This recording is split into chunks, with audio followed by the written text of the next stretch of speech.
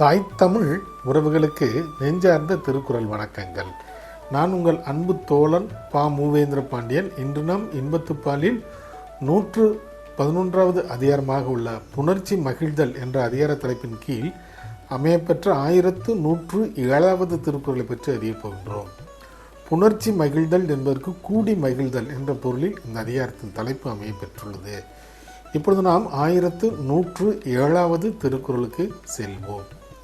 தம் இல் இருந்து தமது பாத்து உண்டற்றால் மா அறிவை முயக்கு. தம்மில் இருந்து தமது பாத்து உண்டற்றால் மா அறிவை முயக்கு. இத்திருக்குறளுக்கான பொருள் என்னவென்பதை இப்போது நாம் காண்போம்.